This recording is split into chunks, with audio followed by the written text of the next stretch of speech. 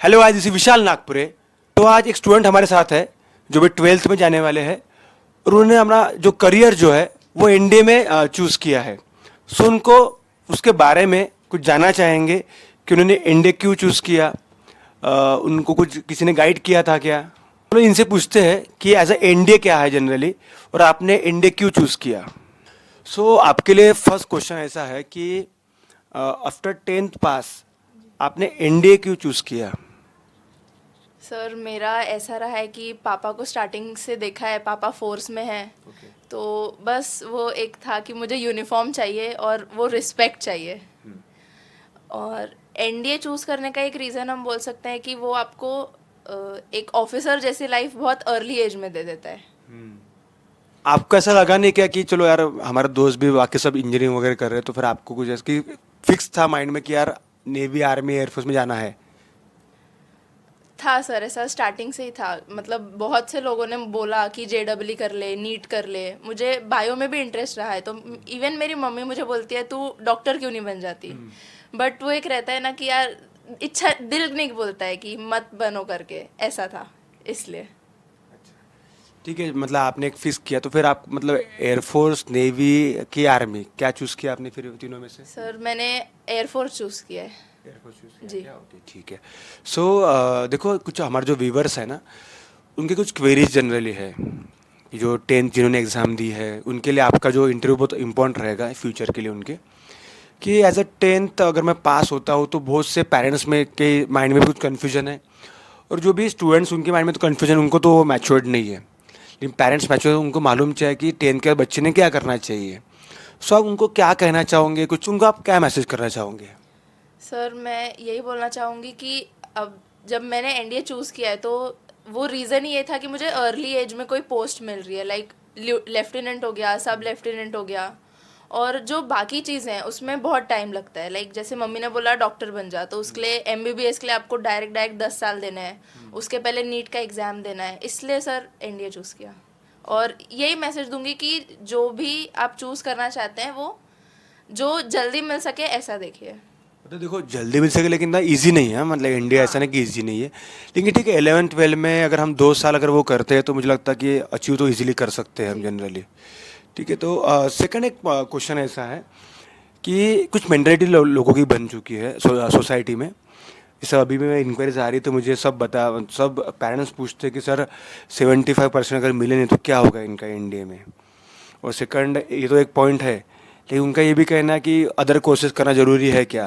मतलब उनका ऐसा कहना है कि हम बच्चों को एक जेई भी कराएंगे 75% भी करवाएंगे 11th 12 भी अच्छा रहना चाहिए। तो मतलब एक तो प्रेशर बहुत ज़्यादा हो गया बच्चों पे भी। और इंडिया को क्या चाहिए, मतलब आपको क्या लगता है एज ए इंडिया एस्पिरेंट्स क्या ज़रूरी है, आपको क्या लगता है। सर अब जो परसेंटेज की बात बोली जाए तो जो ऐड आती है यूपीएससी की तरफ से उसमें क्लियरली दिया हुआ है कि परसेंटेज पे डिपेंड नहीं करता है कि आपका सिलेक्शन होगा या नहीं।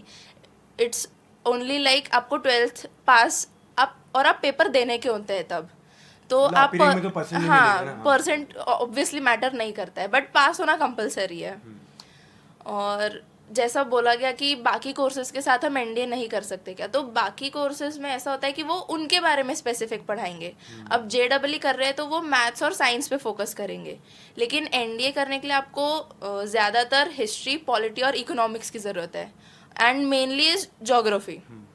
तो बाकी कोर्सेज के साथ आई डोंट थिंक कि हम एनडीए कर सकते हैं। नहीं इजी तो नहीं है। नहीं।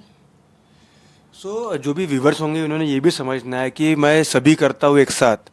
जनरली ऐसे चालू है जनरली कि 4-5 कोर्स एक साथ करो और बच्चे करने वाले हैं क्या ये भी आपको मालूम है, इतना इजी तो नहीं है कि ये सब कर लो। और एनडीए की एग्ज़ाम यूपीएससी वर्ल्ड का सेकंड जो टफेस्ट जो कमीशन जो है वो जनरली एग्ज़ाम लेती है, तो ऑब्वियसली वो इतना इजी तो बच्चों को छोड़ने वाली नहीं है। ठीक है, उसके बाद पेरेंट्स का सपोर्ट कितना इम्पोर्टेंट है। आप तो गर्ल हो जी। तो फिर भी आप इन डिफेंस में, देखिए अच्छा है कि आपके पापा वगैरह डिफेंस में है।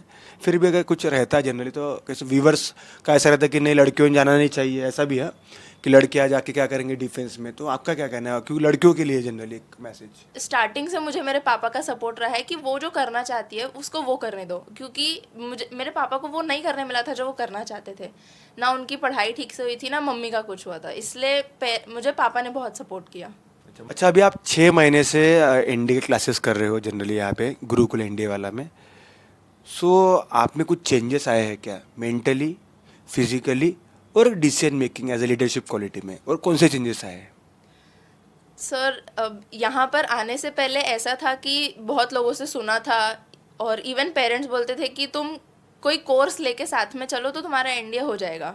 बट यहाँ आने के बाद पता चला कि नहीं, जो जैसे सब्जेक्ट्स मैंने बोले जो ज़रूरी हैं, पॉलिटी, इकोनॉमिक्स, ज्योग्राफी, ये सब यहाँ आने के बाद पता चला कि तुमको पढ़ना चाहिए। इसके पहले नहीं पता था कि ये सब्जेक्ट्स इतने इंपॉर्टेंट है। सिर्फ साइंस और मैथ्स के बेसिस पर नहीं निकल पाता था मेरा एनडीए। और मेंटालिटी तो बहुत चेंज हुई सर। लाइक जो डिसीजन मेकिंग है वो आज मैं, अगर मुझे कोई टास्क दिया जाए तो मैं सोच सकती हूँ कि भाई आगे इसके कॉन्सिक्वेंसेस क्या होंगे, इस चीज़ को कैसे सॉल्व करना चाहिए। मतलब अगर स्पोर्ट्स वगैरह कुछ अभी चालू है यहाँ पे, स्पोर्ट्स फिजिकल एक्टिविटीज़ वगैरह तो थोड़ा बहुत ज़रूरी है। और एक क्वेश्चन ऐसा है कि एनडीए है, ठीक है, करना तो है, लेकिन एक पॉइंट ये भी है कि सिर्फ फिजिकल कितना इंपॉर्टेंट है, कितना परसेंट, मतलब 100% फॉर एग्जांपल हम स्टडी कर रहे हैं दिन भर, तो फिजिकल को कितना परसेंट देना चाहिए? क्योंकि मैंने ऐसे देखा है कि 80% फिजिकल कर रहे बच्चे आजकल और 20% पढ़ाई कर रहे।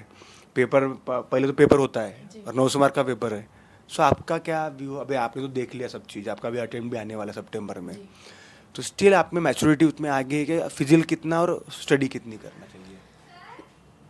सर मेरे हिसाब से फिज़िकल जो है वो आपका मोस्टली मेनली 30% होना चाहिए और पढ़ाई 70% होना चाहिए। फिज़िकल भी इम्पॉर्टेंट है लेकिन उसके जो ऑब्स्टैकल्स है वो आप कर सकते हैं। लाइक अगर आप डेली का भी हाफ एन आवर भी अगर आप आपके फ़िज़िकल पर ध्यान देते हैं तो वो बहुत है। और ऑब्स्टैकल्स पर ध्यान दीजिए कि वो क्या क्या है और उनको कैसे हम क्लियर कर सकते हैं। क्योंकि फिजिकली फिट रहना ज़रूरी है, लेकिन वो रनिंग वो भी आपको करना है, वो तो है, लेकिन सिर्फ वहाँ पे रनिंग रहती है क्या? मतलब मुझे ऐसा लगता है कि बच्चों ने सबसे पहले देखना चाहिए कि एनडी में रहता क्या है। 900 मार्क का तो एसएसबी है, ठीक है, लेकिन 900 मार्क में उसमें जो टाइप्स उन्हें 5 डेज का उन्होंने जो चार्ट बनाया है, उसमें रनिंग है क्या, शॉर्ट पुट है क्या, हाई जंप है क्या, लॉन्ग जंप, तो ये सब चीज़ें नहीं है एनडीए में। ऑब्स्टेकल्स रहते हैं, जीडी रहता है, इंटरव्यू रहता है, स्क्रीन टेस्ट रहता है, तो ये बहुत ज़रूरी है, बच्चों को ये भी मालूम चाहिए। अदरवाइज़ क्या होता है कि बच्चे मिसगाइड होते हैं स्टार्टिंग से ही।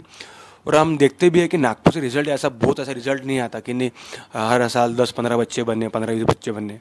तो इम्पॉर्टेंट है कि हमारे प्लानिंग, और कभी कभी ठीक है फैकल्टीज़ और क्लासेज या छोड़ दो, वो बिजनेस ही करे समझ लो, लेकिन हमें भी कुछ चीज़ें समझनी चाहिए एज एस्पिरेंट करके कि मुझे क्या करना है जनरली।